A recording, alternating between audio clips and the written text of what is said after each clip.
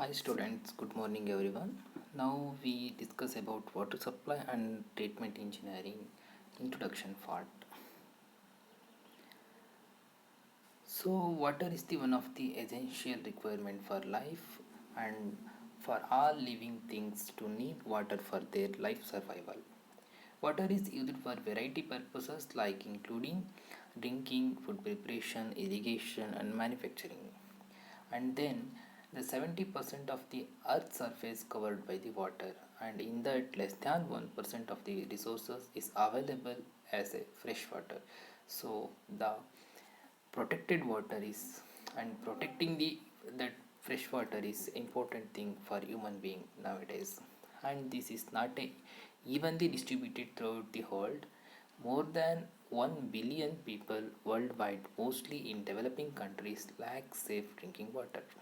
So apart from the scarcity of water, there are many other challenges in providing a safe and adequate and reliable water supply in many parts of the world nowadays. Then come to the definition of water supply.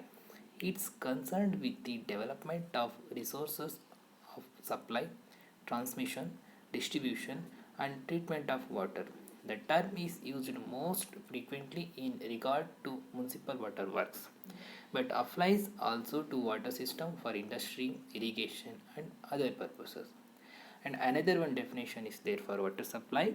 So it's defined water supply is the provision of water by public utilities, commercial organization, community endeavors by or by individuals, usually via a system of pumps and pipes. So then water pollution. The water pollution is when the undesirable material, unwanted material, or some toxic substances enter a lake, streams, rivers, or subsurface, and as well as the groundwater. So this is the water pollution. How the water get polluted by the various activities by the human being, like agricultural runoff, industrial activities, and some man-made activities. So in that, first we see the agriculture runoff. The use of land and agricultural and the practices followed in the cultivation greatly affect the quality of groundwater and as well as the sub surface water bodies also. So intensive cultivation of crops causes chemicals from the fertilizers. It means the purpose of the get more yield and more the fine crop, the farmers are applying more pesticides and fertilizers to the land. So these fertilizers and pesticides contains more chemical.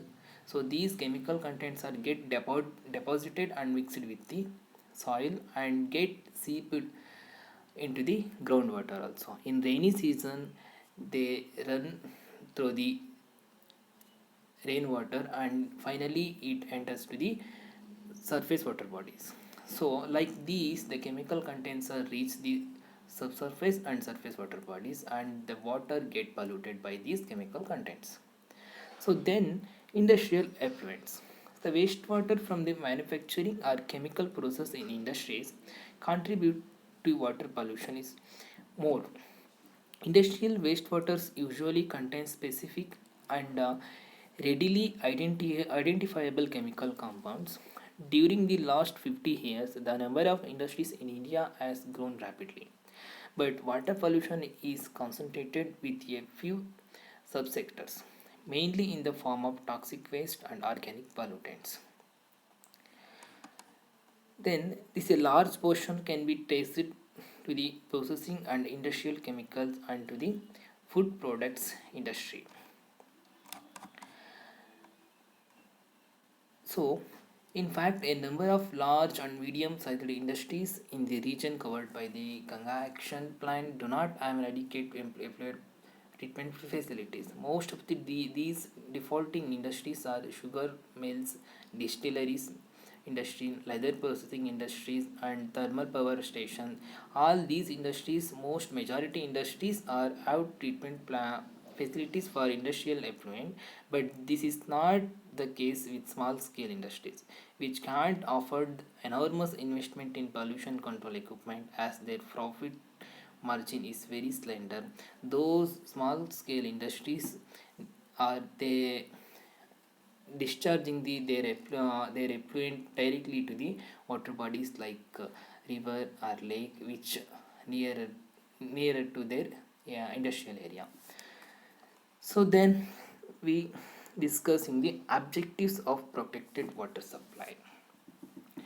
The protected water supply to important for supply the safe water and wholesome water to the consumer.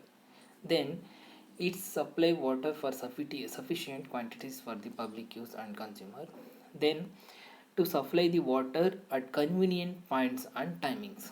It means the convenient points means where they are living. So we have plenty of water means we can supply each and every point where the public are living. In that place only we can supply the water, if we have plenty of water means only. Then in correct timings, then to supply the water at reasonable cost of the users. So we have plenty of water, we have safe water, we have more water bodies, and we have more sources of water means we can supply the more reliable cost to the consumer, to the public. Then to encourage the personal and household cleanliness of users. So these are the objectives of the protected water supply. Then we discussing about need for protected water supply. So what is the important and what is the needy of the protected water supply? So first, protected water supply means the supply of water that is treated to remove the impurities and made safe to public health. Water may be polluted by physical and bacterial agents.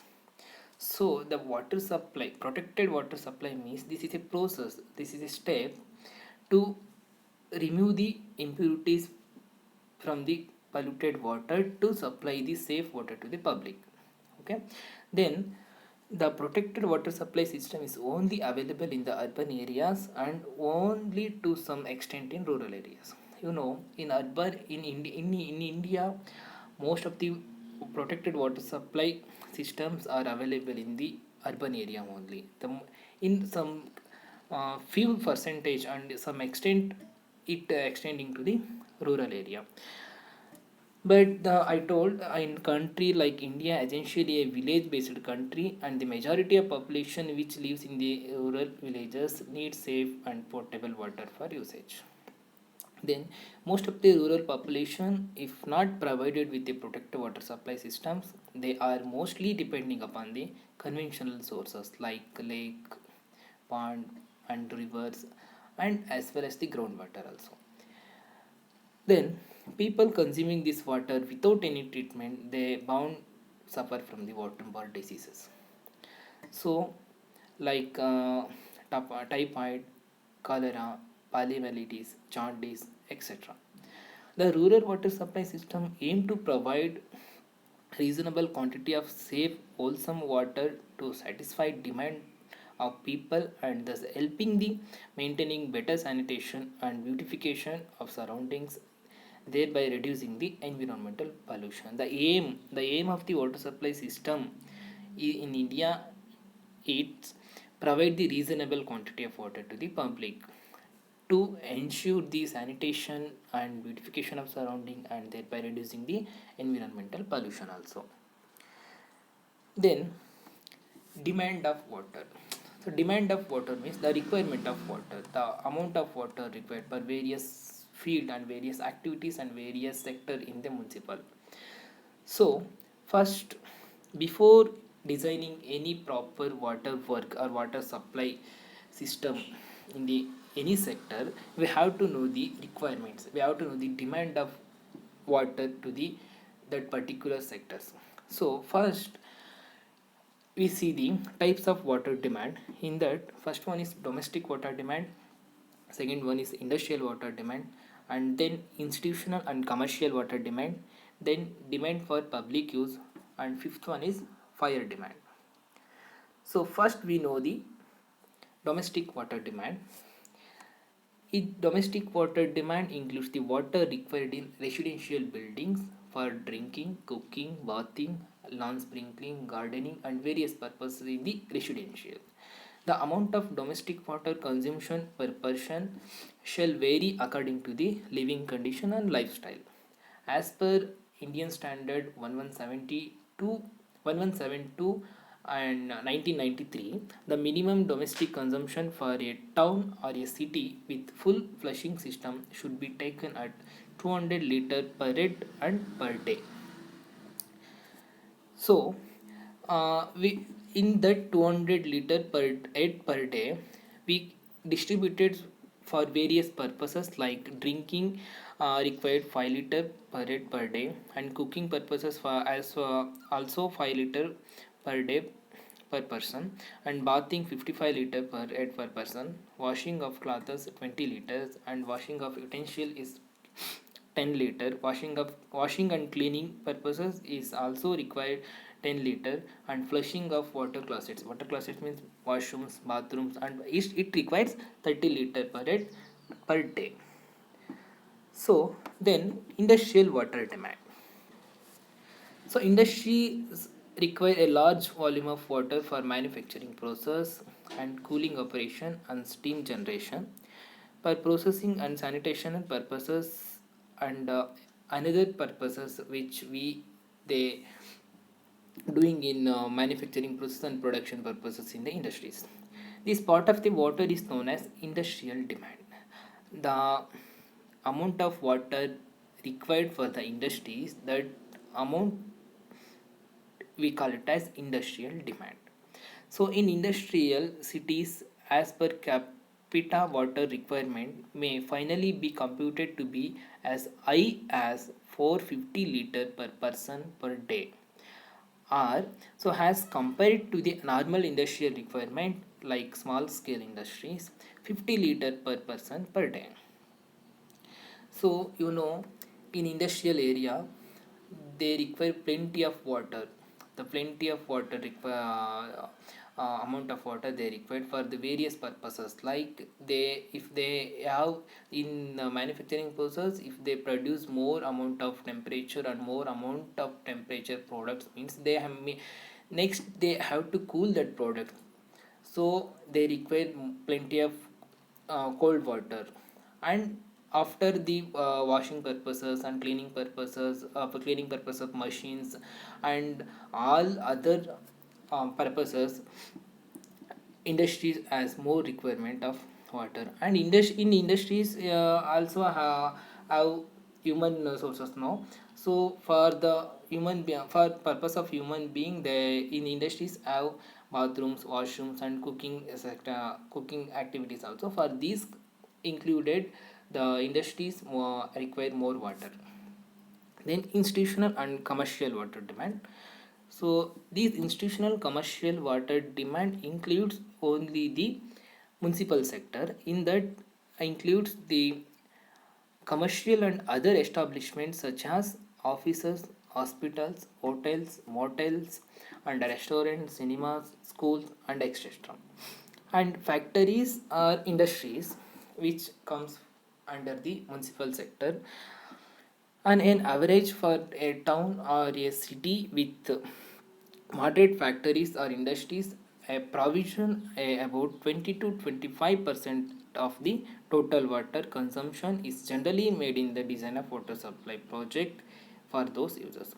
For example, if the we designed 100% of water distributing to the a particular municipal area, in that design of in that percentage of design of water, the institutional and commercial water demand requires 20 to 25% of the water in the total percentage of the designed water. Okay, then we can see the various building age consumption. This means in various institution and various institutional buildings, how much amount of water they required. Like in factories, first 45 liter per capita demand. In that also, where the bathrooms are required to be provided, they require 45 liter per capita demand, and where no bathrooms are required to be provided, they require only the 30 liter per capita demand. Then hospitals. In hospitals also, two types, like number of in hospital, water requirements, it depends on the number of beds. Where the less than 100 beds is there, they require 340 liter per capita demand, and where the more than 100 beds are there, that hospital require 450 liter per capita demand. Then third one is nurse home and medical quarters, they require 135 liter per capita demand. This includes like nurse home, nursing homes, like these sectors required 135 liter per capita demand.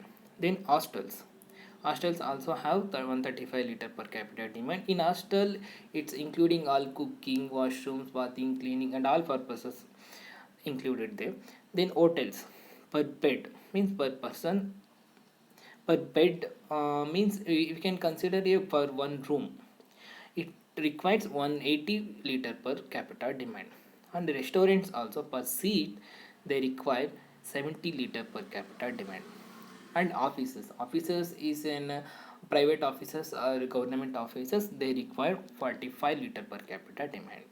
Then cinemas, auditoriums, and theaters, per seat means per person require 15 liter per capita demand.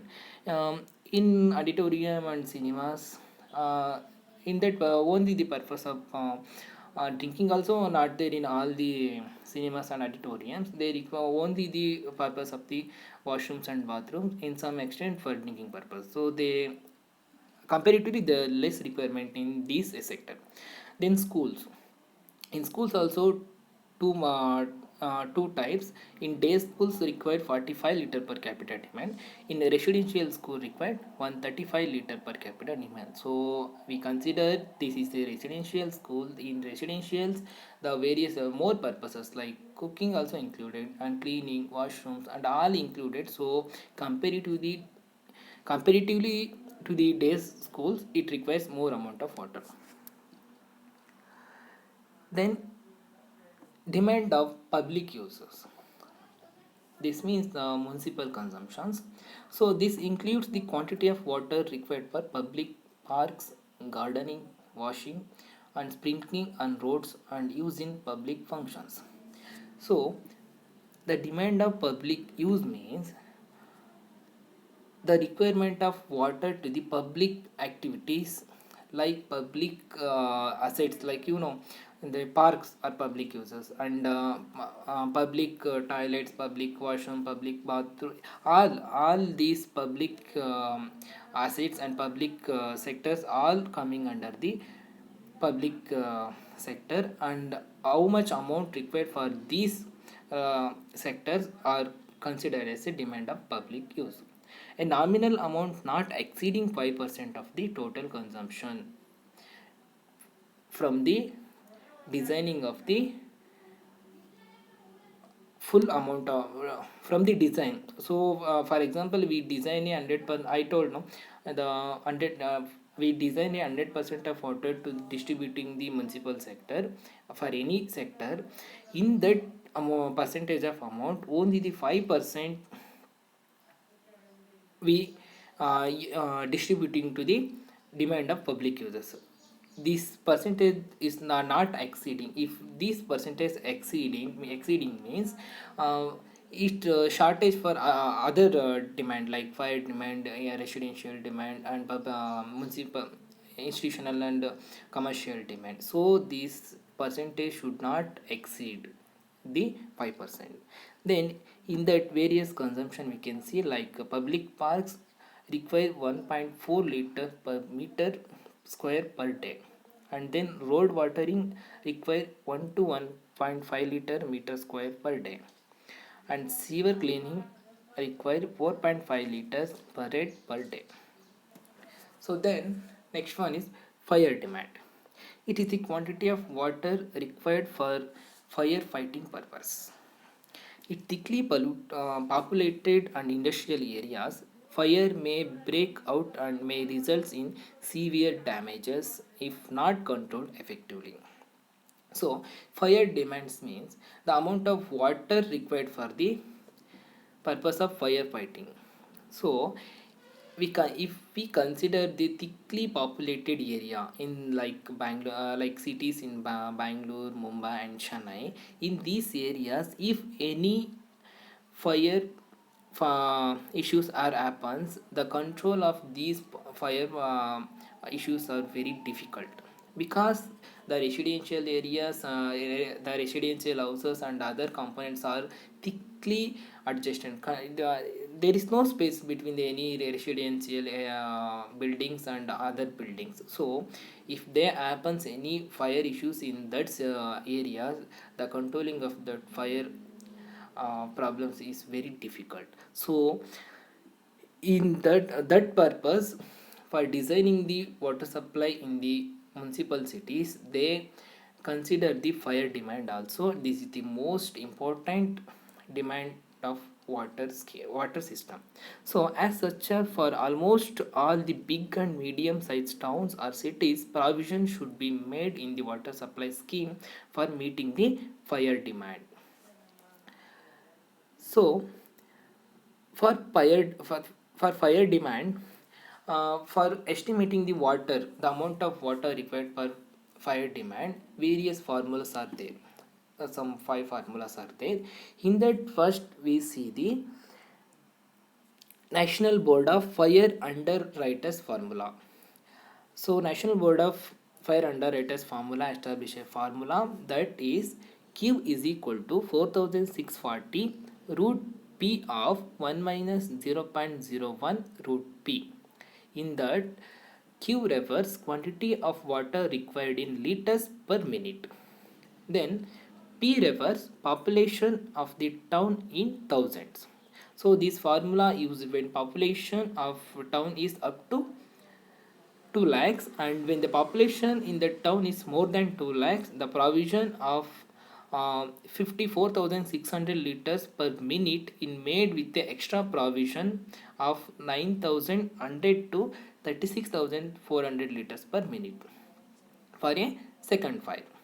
So this formula is suitable for only the up to 2 lakhs. If the population exceeds the 2 lakhs, we have some provision like 9,100 to 36,400 liter per minute for second fire demand.